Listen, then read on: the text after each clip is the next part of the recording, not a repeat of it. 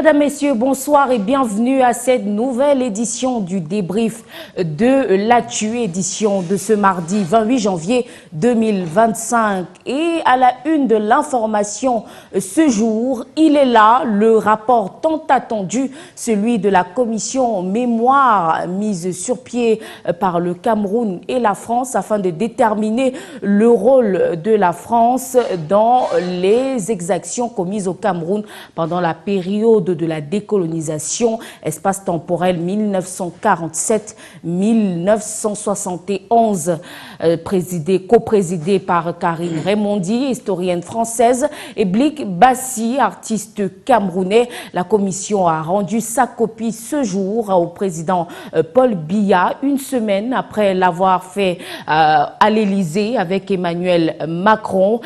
Dans la suite de ce programme, donc, les coutures de ce rapport dont il est annoncé qu'il fait plus de 1000 pages. Également, dans cette édition, nous devrions établir les responsabilités. De quoi est-ce que la France a bien voulu se rendre coupable dans ce document? Et à la suite de cela, analyse et pertinence du rapport et bien sûr des suites à lui donner afin de régler, pourquoi pas, le contentieux mémoriel entre les deux pays amis. Et on s'en va présenter sans transition le panel qui va croiser le verbe pour pouvoir éclairer notre lanterne à ce propos. Déjà, on a sur ce plateau deux protagonistes.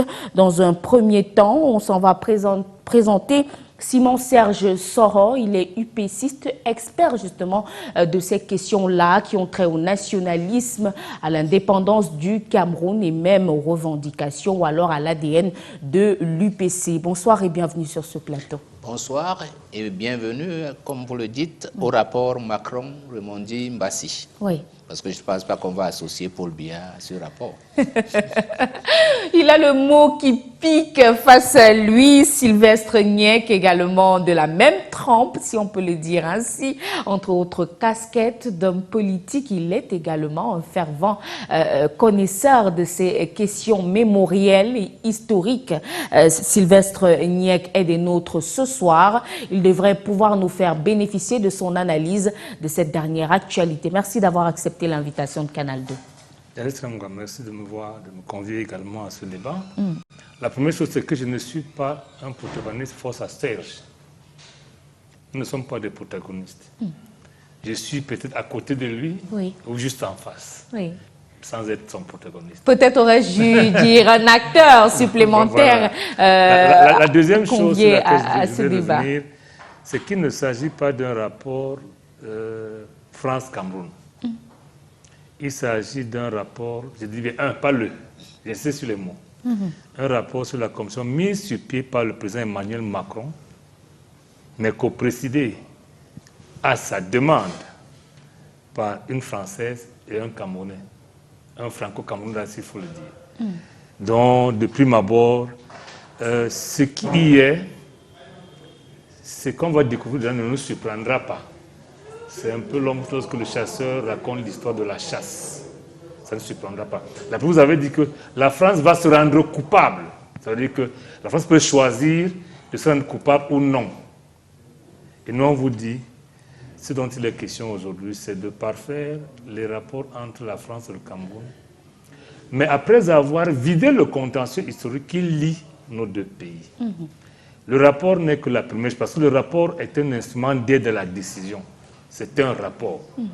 Le président Biya, qui est président du Cameroun, et qui est un acteur historique également de cette histoire, parce que je rappelle qu'il était né, et il a été un acteur de la décolonisation, lui aussi. Il a certainement sa part de vérité au-delà de ce rapport. Tout à fait. Moi, ce qui m'intéresse, ce n'est pas le rapport en lui-même, c'est ce que le président de la République du Cameroun, Paul Biya, va en dire et va en faire. C'est les suites de ce rapport qui m'intéressent. Le rapport en lui-même, nous pouvons tous deviner que vous ne demandez pas aux chasseurs de se rendre coupables de ce que vous reprochez. Ne demandez pas à un coupable, selon vous, de faire sa propre enquête. Donc, pour nous, il s'agit d'un rapport qui est arrivé, qu'on va lire, même si on a quelques bribes. Mais le plus important, c'est ce que le chef du Cameroun va en faire et va en dire. En tout cas, le rapport est entouré d'une certaine méfiance, d'une certaine polémique de la part de nombreux acteurs. La polémique qui est née d'ailleurs au lendemain de la nomination et même de la dénomination des membres de cette commission, dite commission mémoire. On devrait en savoir plus dans quelques instants avec les membres de cette commission-là qui sont conviés à ce plateau. Ils sont déjà dans nos locaux. On devrait avoir la coprésidente elle-même, Karine Ramondi, qui va donc participer peut-être brièvement à cet échange, à suivre également les interventions de Jean Koufan, historien camerounais, également membre de la commission, et de Fabien Sacriste, historien, membre de la commission. Ils sont là, le temps pour eux de s'installer. Coprésidente Karine Ramondi, elle a pris place sur ce plateau. Bonsoir Karine et bienvenue sur le débrief de l'actu.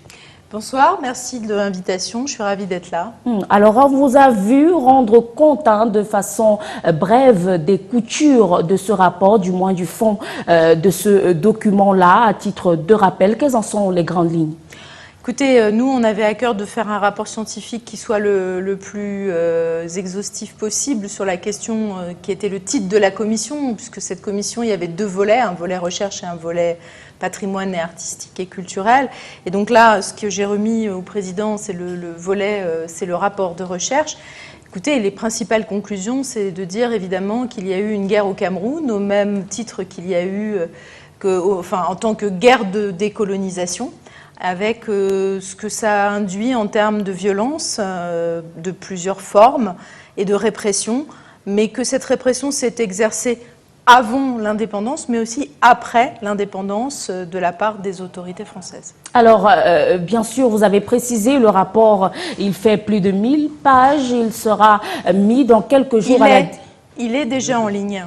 Il est déjà en ligne, merci de le préciser. Est-ce qu'on peut savoir comment se sont déroulés notamment les travaux de recherche entre la partie française et la partie camerounaise? Quels ont été les principaux points d'achoppement, les points de divergence entre les chercheurs?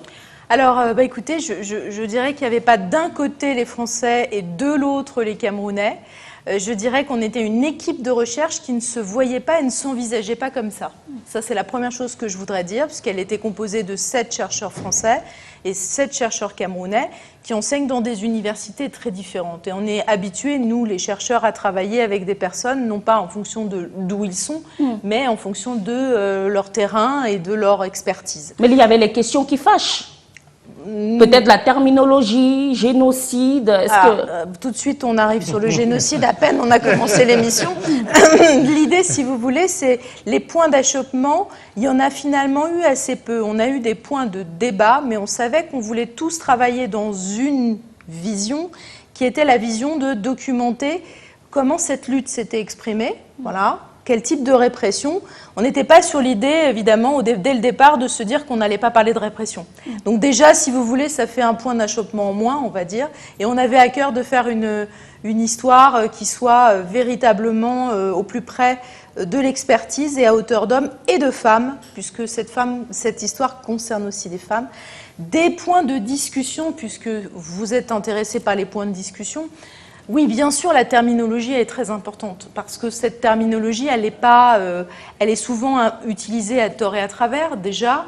Tout le monde peut qualifier les choses sans être vraiment expert.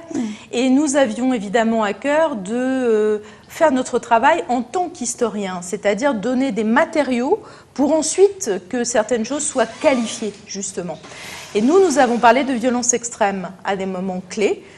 Nous avons essayé de travailler le plus justement, mais nous ne sommes pas des procureurs, nous ne sommes pas avocats, nous ne sommes pas personnel de justice, et donc nous n'avons pas vocation à rendre justice avant que la justice soit rendue.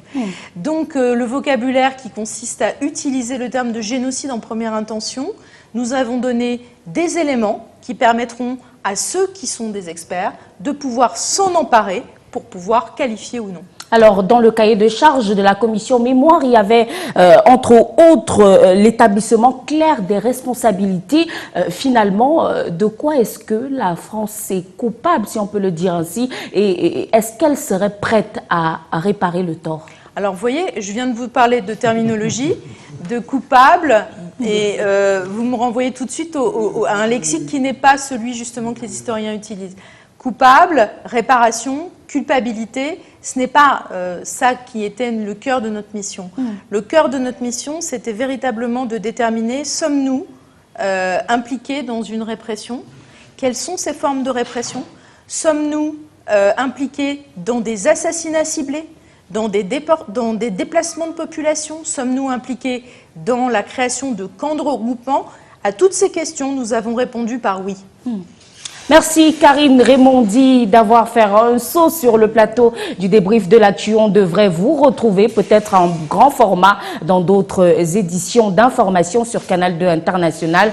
Le temps pour nous de donner la parole plus amplement à d'autres membres de cette commission-là qui devraient aller dans le détail sur le travail scientifique de cette commission mixte pluridisciplinaire. On vous souhaite bon retour et on vous retrouve à la télé. Merci beaucoup. Je vous en prie.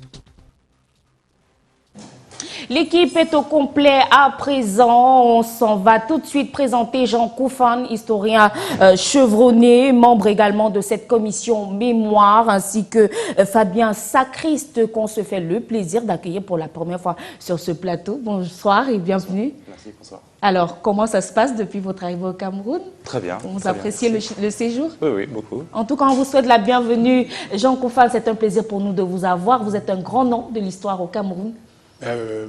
Merci. Merci pour cette caractérisation. Vous êtes flatté, ça le fait rougir. Flatté, hein, ouais. En tout cas, on vous a vu à la cérémonie de présentation du rapport à la présidence de la République. Avec vous, on revient bien sûr sur cette collaboration puisqu'il s'agissait d'un travail scientifique. Comment vous, en tant que Camerounais, vous avez plonger dans, on va dire, ce bouillon-là, de plonger effectivement dans l'histoire, dans les arcades de l'histoire. Quel a été, comment appréciez-vous le volume de travail que cela a nécessité et comment ça a évolué jusqu'à ce rapport? Oui, merci pour cette question. Effectivement, nous avions un défi qui était immense, de restituer une séquence de l'histoire du Cameroun entre 1945 et 1971, et à partir donc des archives que nous convoitions depuis longtemps et auxquelles on ne pouvait pas accéder. Oui. Alors vous comprenez l'enthousiasme avec lequel on s'est engagé dans ce travail. 2300 documents déclassifiés. Oui, mais moi, je vous assure que j'ai lu au moins 8000 pages. Pour arriver à écrire ce que nous avons fait là. Et ça a été, je crois, quelque chose qui s'est fait dans une ambiance, je dirais, conviviale, très très conviviale, où on a discuté sur, quelquefois sur chaque terme, chaque mot a été pesé, sous-pesé, pour que nous arrivions à une sorte de consensus. Donc, vraiment, c'est une ambiance très, très amicale, très chaleureuse. Et vraiment, c'est une grande expérience pour moi, qui est toujours travaillé de manière isolée. Mais là, j'étais dans une équipe et il fallait créer. Et c'est ce que Ramondi a réussi à faire, justement, créer une équipe soudée qui fasse une recherche sur des sujets très, très sensible. C'est un sujet très, très sensible. Justement, en termes d'exemples, parmi ces documents qui ont été déclassifiés par le président de la République française, quelles ont été les découvertes que vous avez faites, par exemple, en parcourant ces documents? Elles sont nombreuses, elles sont nombreuses. Je vais vous prendre un exemple simple. J'ai mon collègue de Tchang, le docteur Chuang Kap, qui fait souvent une émission de vulgarisation de l'histoire, qui parle avec beaucoup de légèreté. Enfin, je le croyais à l'époque, hein, sur l'assassinat de Wandje. Mais ce que je découvre dans les archives est complètement différent du récit qui est fait. Hein. Je constate que la France a presque défendu et s'est pourvu un avocat le gouvernement français, un avocat de Wandje. Hein. Et ça a conduit à des tensions graves avec le président Ahidjo, qui a d'ailleurs dénoncé sur le moment la convention judiciaire entre les deux pays. Donc, mais ce qu'on savait jusqu'à présent, c'était que Pompidou avait donné l'ordre d'assassiner Wandje. Dans les documents, c'est quelque chose de différent, si vous voulez. Hein. D'ailleurs, Pompidou est très, très irrité. Parce que quand on lui dit qu'on va assassiner, on va exécuter Wandje, un mois avant son arrivée, eh bien, il tient un propos à Fokar. Mais ces gens-là, ils vont le zigouiller. C'est l'expression qu'il utilise. Et nous en assumerons la responsabilité.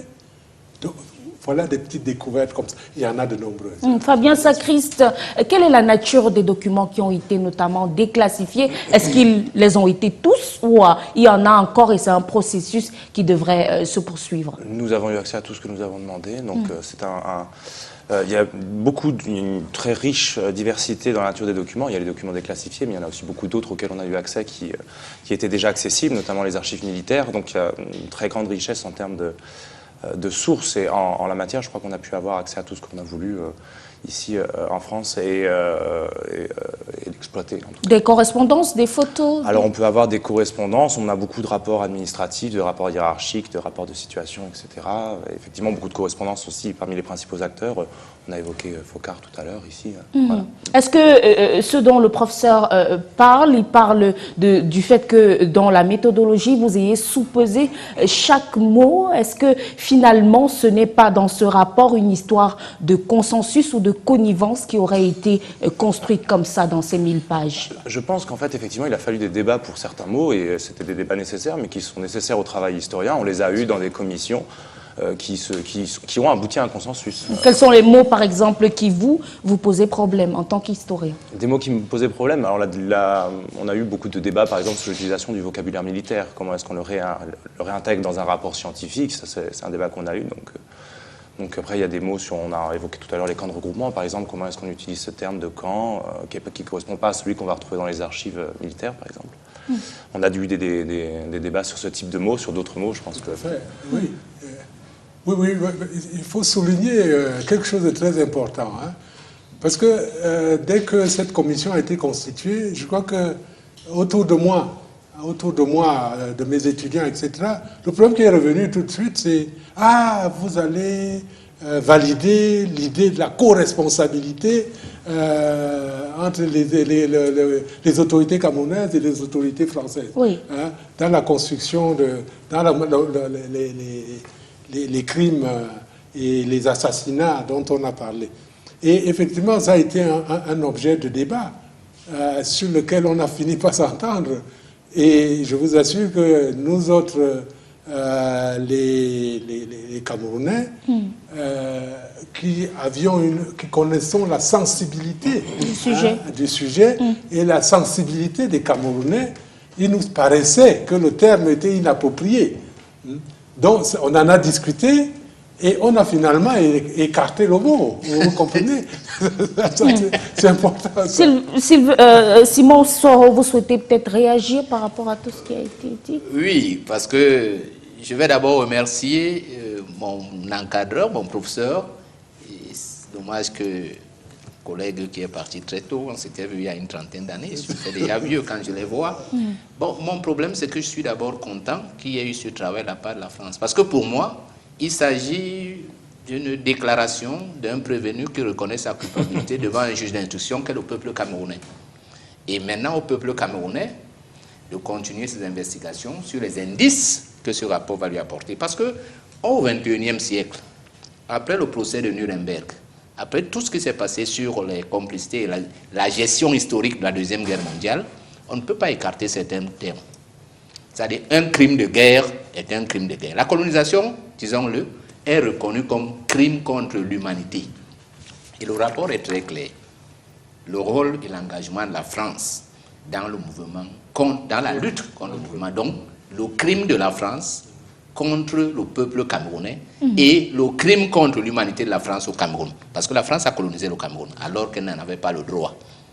Et sur ces termes-là, scientifiques, on devrait d'abord s'accorder que ce sont les expressions justes qu'on va utiliser. Mais je comprends, je dis bien, c'est la France qui a choisi, c'est bien pour elle qu'elle fait comme ça. Maintenant, deuxième chose, quand j'ai parcouru quelques extraits tout à l'heure lorsqu'on me l'a envoyé, j'ai vu que les Français ont choisi des bons mots. Collaboration. On va dire la commission, pas les Français. Non. La commission a choisi, on parle en français. Donc, comprenons-nous très bien. Quand on parle en français, c'est les Français. Nous sommes Français actuellement. Nous sommes produits de la colonisation. Collaboration. Si on met cette expression dans son contexte historique, et on prend par exemple le cas de la France et de l'Allemagne, mais Maurice Papon a été poursuivi pour collaboration. Vous imaginez la gravité de ce que ça implique, y compris pour les autorités camerounaises. Et troisième chose, en parcourant le rapport, j'ai vu, et ce qui est intéressant, par exemple, ce que vient de révéler comme indicateur maintenant sur le cas Wandje. Justement, j'espère, quand je vais bien lire le rapport, que s'appuyant sur de tels éléments, les scientifiques vont faire des clarifications pour disculper. Parce que même si il est vrai qu'Amado Ahidjo a agi ainsi, eh bien, on n'a jamais poursuivi le Vatican pour avoir supporté Mussolini. Donc, il faut bien recadrer les choses parce que c'était le produit, il faut d'abord qu'on s'entende, c'était le produit de la colonisation, donc d'un crime. Même ceux qui vont agir après vont agir comme des criminels. Et donc, ils sont disculpés d'abord au premier degré parce que la vraie responsabilité est derrière. Et les Camerounais devraient être plus ou moins, je dis bien, je pèse mes mots, plus ou moins satisfaits que ce pas ait été fait par la France. D'accepter, d'investiguer de son côté. Maintenant, le devoir aux Camerounais, et je suis content que le professeur Koufan soit là, il est encore vivant. Ces travaux avaient commencé, moi je me souviens, j'étais dans leur commission avec le feu professeur Wangsone. On a fait un travail énorme là-dedans. Et je suis content parce que certains Camerounais ont participé. Mais mon souhait eût été qu'on ait mis dans cette commission, et il le sait, des gens au Cameroun qui ont commencé ce travail il y a 20 ou 30 ans. Et je le dis d'autant plus que du fond de mon parti, l'UPC, qui est l'une des premières victimes, sinon la victime essentielle dont l'histoire se confond avec l'histoire du Cameroun, on aurait pu recadrer certaines choses. Parce que la période même, moi je peux remettre même en cause la période, parce que la répression commence bien avant 1945. Elle est d'abord idéologique. Quand la France vient au Cameroun et met en place des institutions, les associations comme la JECAFRA et l'UNICAFRA, c'était déjà cette répression intellectuelle qui avait commencé pour bien façonner ces hommes. Quand je prends la date de fin 1971, dans la région de la Sanaga maritime, le conflit s'est achevé avec l'assassinat d'un commando qui avait rejoint les rangs nationalistes, Yerna Leba, en 1973. Et Ahidjo va prononcer un très important discours. Il va dire que maintenant, le Cameroun a le moyen de mettre en place, par exemple, l'étendue de sa politique énergétique. Il pensait au barrage de Sonloulou. Donc les travaux ne pouvaient pas commencer tant que les maquis menés encore par Yerna Leba sévissaient encore dans la région. Donc vous voyez qu'il y a un décalage dans les délais. Et après cela, il y avait une vaste opération de pacification qui va se terminer dans les années 76. Mais Serge, si tu permets, je t'en prie. Nous avions un mandat. Un mandat clair. Les bornes chronologiques, ce n'est pas nous qui les avons choisis. Oui, 1945, on nous les a 1971. imposés. Donc, je veux bien que vous pensiez, vous rêviez. Vous aviez les moyens d'ajouter ne serait-ce que cette borne. Mais non, parce que la répression, les mouvements dont non, on parle... on avait un mandat impératif. De faire, oui. Parce que notre problème n'était pas de chercher les responsabilités du gouvernement camerounais. Ça, c'est une autre histoire à écrire. Il s'agissait de regarder les responsabilités de la France dans ce qui s'est passé. C'est compris. Le temps pour Sylvestre Niek de prendre la parole. Justement, Simon Serge évoquait les raisons du du scepticisme de certains Camerounais, de certains observateurs avertis qui, dès le départ, ont eu un problème déjà avec la composition de cette commission. L'identité, peut-être pas l'identité des membres, mais en tout cas leur qualité à pouvoir mener à bien cette mission. On a aussi la durée des travaux, 2 ans. Est-ce que c'est suffisant pour véritablement rétablir la vérité, ou du moins cette vérité-là, entre 1945 et 1971? Janice Kamga, je ne vais pas me priver le plaisir de découvrir pour ce Kofan, il faut le dire clairement. Je suis plus heureux parce qu'il a reconnu ce nombre de choses qui me permettent de mettre en valeur ma sensibilité. Il vient de vous dire qu'ils avaient un mandat impératif. Et c'est pour ça que je vous dis, lorsque vous lisez un journal, si le contenu vous plaît, vous pouvez commencer à demander qui a payé l'imprimerie. Ça commence par là. C'est celui qui paye qui fixe le mandat, qui fixe les bonnes inférieures et supérieures. Et dès lors, nous on prend ça comme un incident. Il nous a dit au départ qu'ils font un travail d'historien qui est purement scientifique. Je suppose que ça a commencé par la récolte des informations là où on pouvait le faire. Maintenant, le temps, certainement, parce que j'ai suivi la commission, je ne suis pas sûr, je vais être modeste, que la commission ait récolté les informations partout au Cameroun. Là, on devait le faire. Et comme il était question de trouver plutôt les solutions de la France, ça ne me surprend pas. Parce que lorsque cette commission a misé sur pied, nous sommes reçus dans le cadre de l'UPC à l'ambassade de France par le responsable au Quai d'Orsay de cette histoire. Il était aussi au Cameroun. Il a été clair avec nous. La France va assumer ses responsabilités au Cameroun, d'en assumer les siens. Donc je comprends parfaitement. C'est pour ça que je dis, moi ce rapport qui est un rapport unipartiste, parce qu'il s'agit de la France seulement, ses responsabilités. Je ne peux pas dire que ce qu'il disait est faux. Nous prenons le rapport. Je vous ai dit au départ que c'est ce que le président de la République du Cameroun va en faire et va en dire qui m'intéresse moi. Je ne m'intéresse pas au mandat donné par la France aux historiens futurs camerounais. C'est le problème. Je ne vais pas entrer dans le choix et la situation des chercheurs parce qu'il ne m'appartient pas de dire qui doit y aller ou pas. Parce que à l'université, chacun sait que vous ne pouvez pas être président d'un jury pendant que votre maître est membre. C'est le minimum. Je ne vais pas faire attention à ça. Parce que le professeur Kofan ne pouvait pas choisir. Dès lors que ce n'est pas lui qui était à la manette, c'est ça la réalité. Il était pris comme simple chercheur lui aussi. On pouvait lui associer comme même chef, son étudiant, qui n'allait rien faire. Ça commence par là le couac. C'est-à-dire, prenez le professeur Kofan, prenez un étudiant qui l'a encadré, et ils sont dans la même commission, lui quelquefois même inférieur à son étudiant. Ça commence par là. Et dès lors, les doutes qui sont émis sont compréhensibles. Vous comprenez? Maintenant, la suite, c'est quoi? Parce que le rapport est fait, il est prêt. C'est 1 millier de pages, tout au moins. Les archives ont été déclassifiées, ils ont parcouru 2300 documents, je le comprends parfaitement. Personne ne peut dire que le Cameroun n'a rien fait. Mais le problème qui est fondamental, c'est qu'est-ce que la France vient faire au Cameroun? Le Cameroun est sous mandat B. Ça veut dire quoi? Vous accompagnez un pays à accéder à sa souveraineté. C'est ce que ça veut dire. La guerre qui a eu venait donc d'où? C'est-à-dire, il n'y avait aucune raison qu'on tue même une mouche dans le cadre du mandat B. La réalité, c'est qu'on a tué des gens. Appelez ça génocide, appelez ça simple violence ou ce que vous voulez. Des gens ont été tués. Comment peut-on tuer dans le cadre d'exécution d'un mandat B de la Société des Nations? Comment? Ça arrive comment?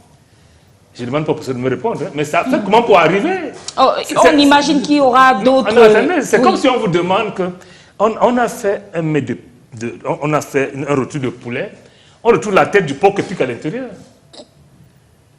Dans le cas du mandat B, il ne devrait avoir aucun choc entre la France et le Cameroun. C'est compris. Il devrait avoir un accompagnement, mais c'est le contraire qui s'est produit. Dans ces conditions-là, le premier viol, c'est le viol du mandat.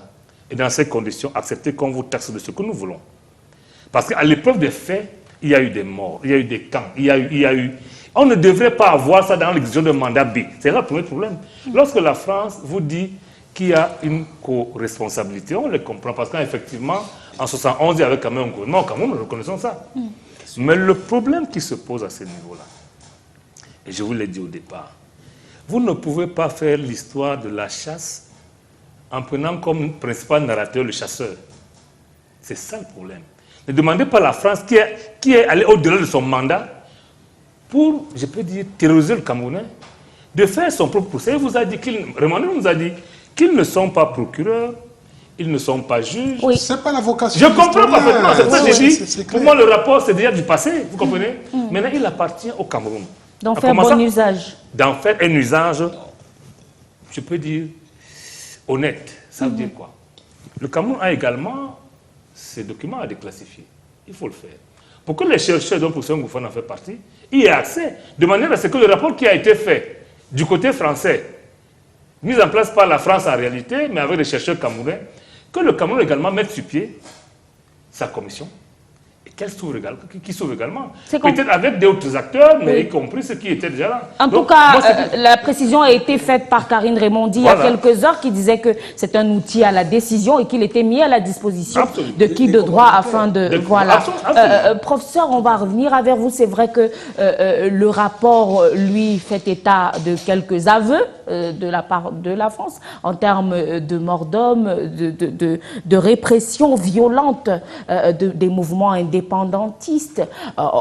Elle assume un peu ce qui s'est passé, mais quel est le sort? Elle n'a pas encore assumé. Hein. Bon, on va dire dans le document, les responsabilités sont établies. Voilà, la culpabilité ou du moins la responsabilité, puisque c'est le terme que vous préférez, de la France. Quel est le traitement que vous avez réservé ou la place que vous avez réservée aux collabos de l'administration coloniale de l'époque dans ce travail de recherche? Ben, nous avons mis en évidence simplement leur rôle. Hein, leur rôle.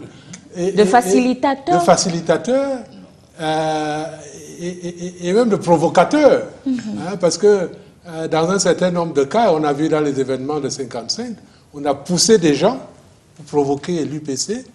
Pour que, comme on dit généralement chez nous, derrière un petit qui vous provoque, il y a un grand cachet.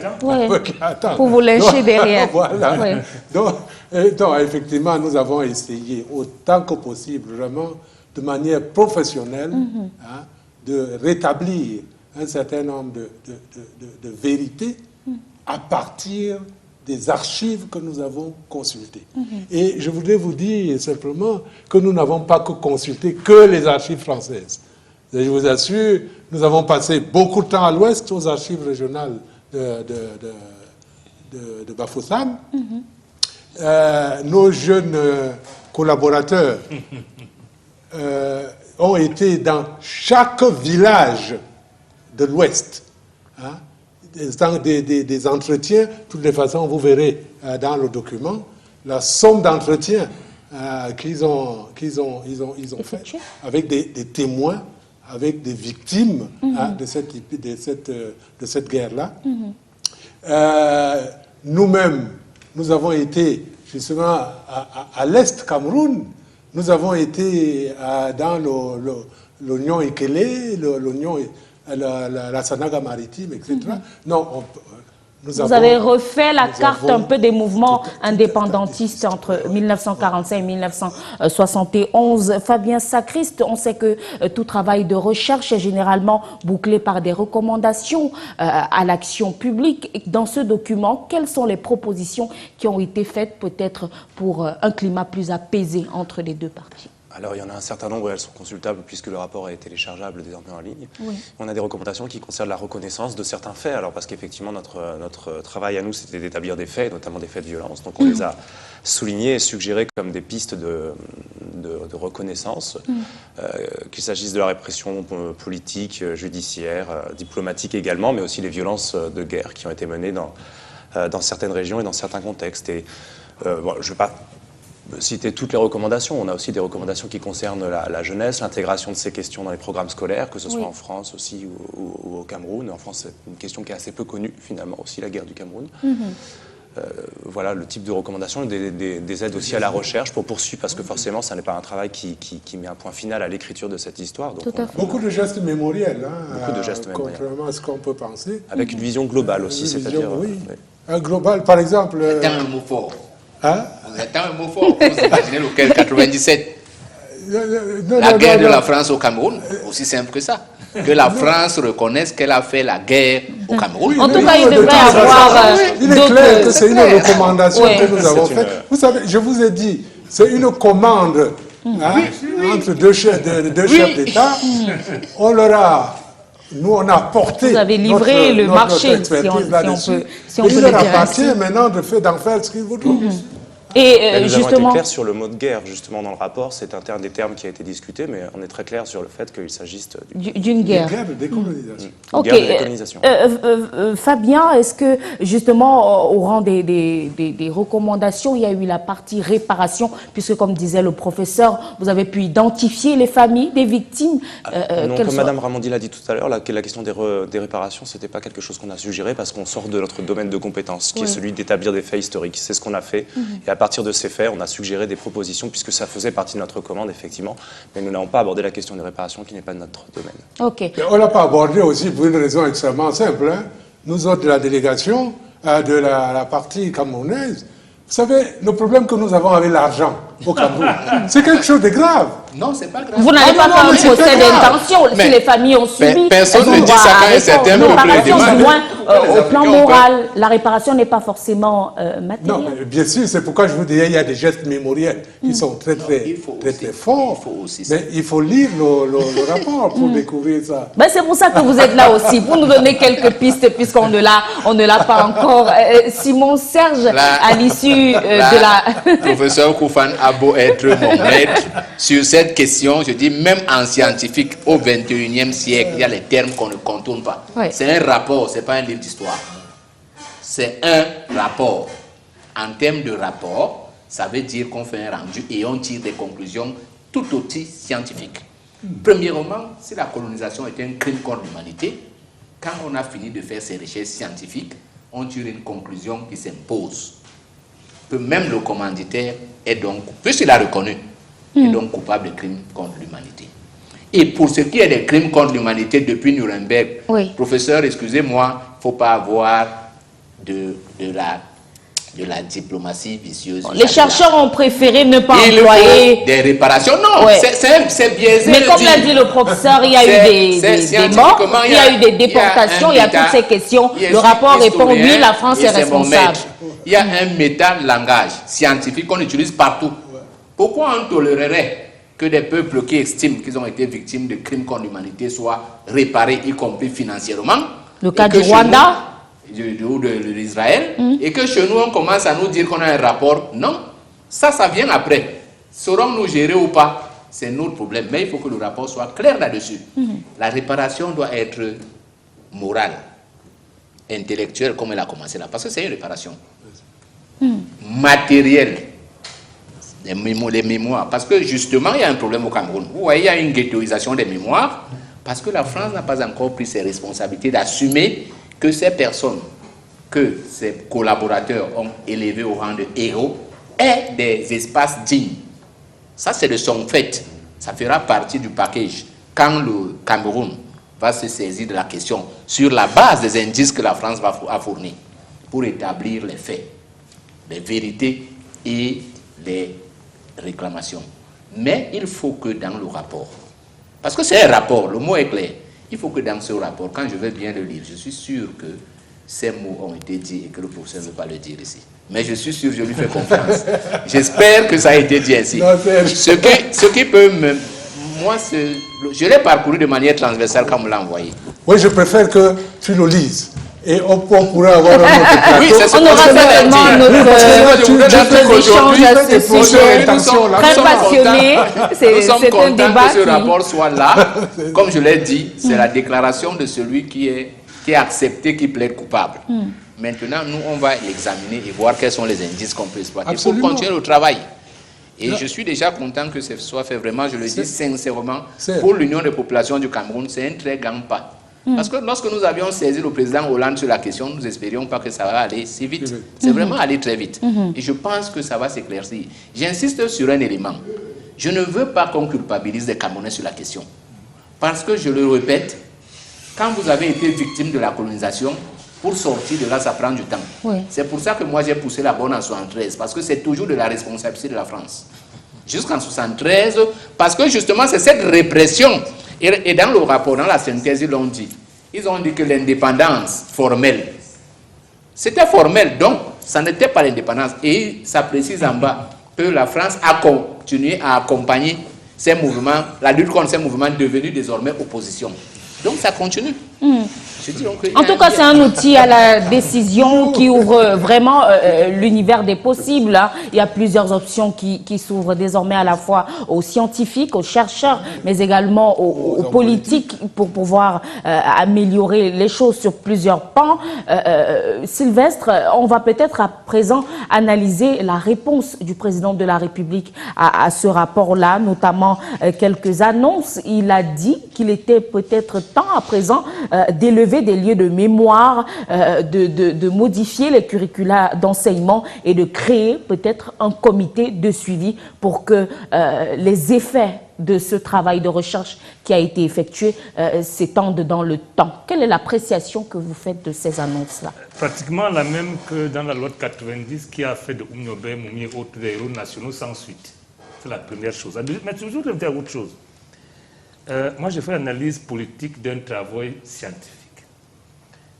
La coïncidence entre le sentiment anti-français, il faut le dire clairement. Moi, je ne suis pas historien il n'y a pas de consensus à avoir pour dire chacha.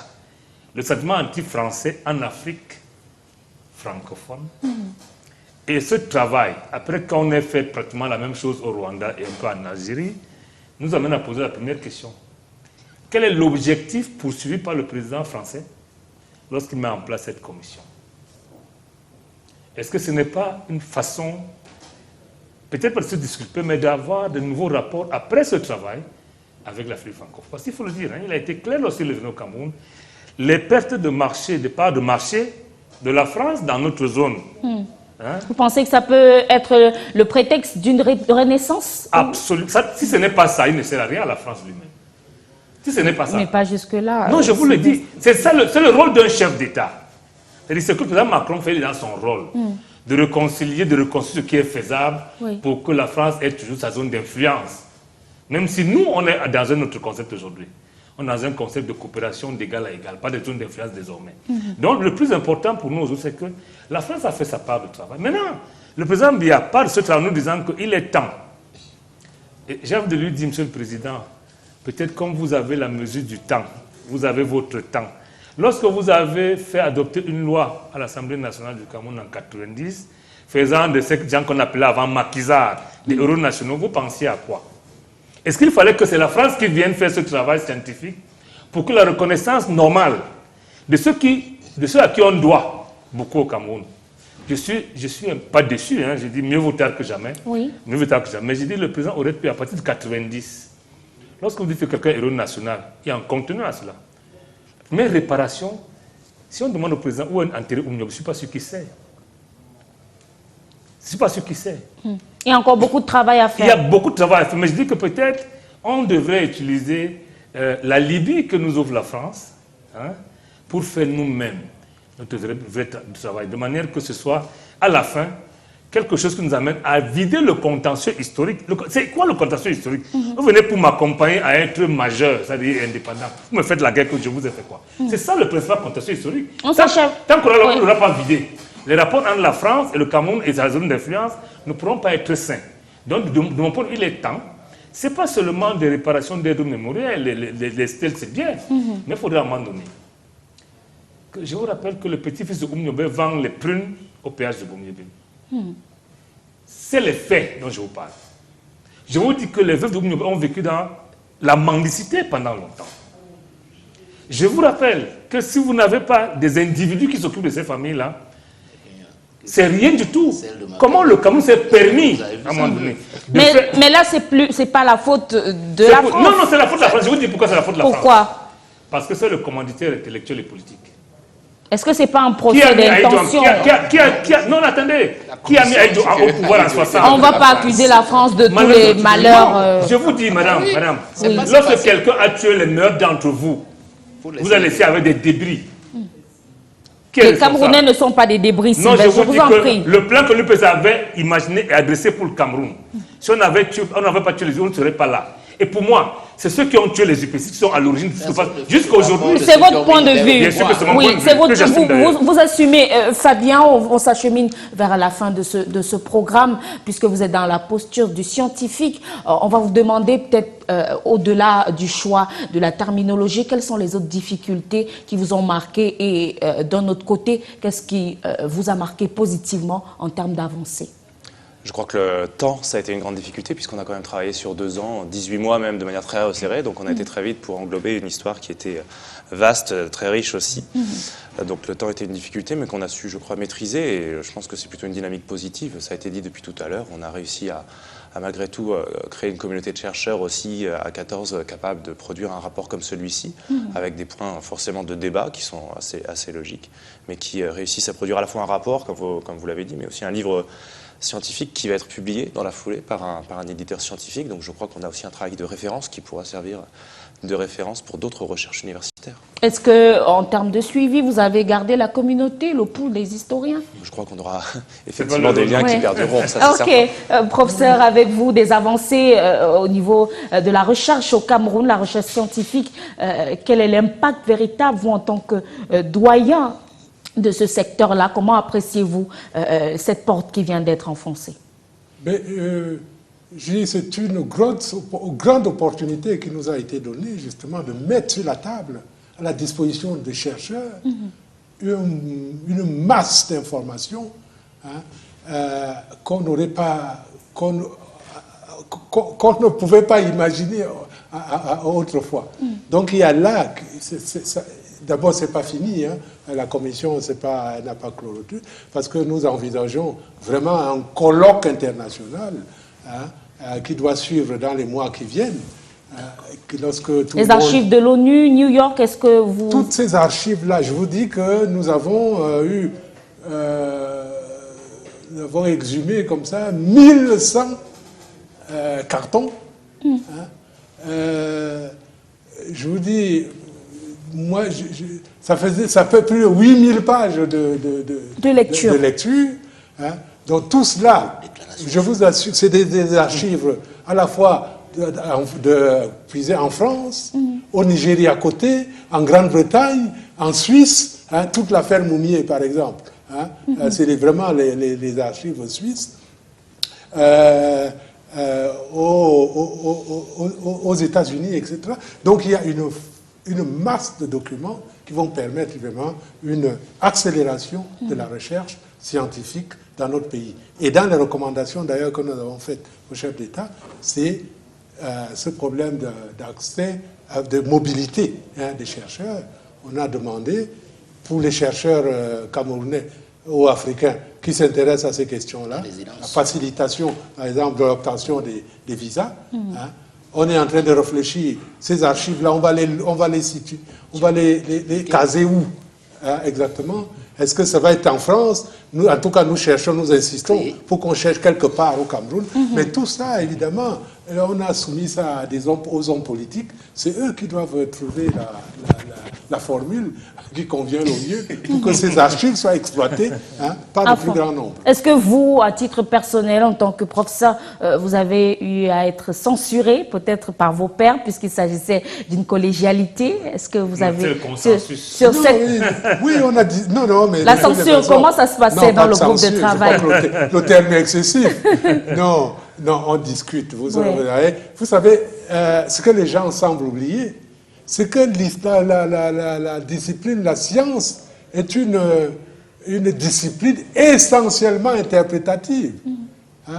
Vraiment, c'est-à-dire que le fait lui-même, il peut être lu de différentes manières. D'ailleurs, vous voyez sur la table comment selon la sensibilité des uns et des autres, les lectures sont plurielles. Oui, tout à fait. Donc, c'est ce que nous avons eu au sein de la commission.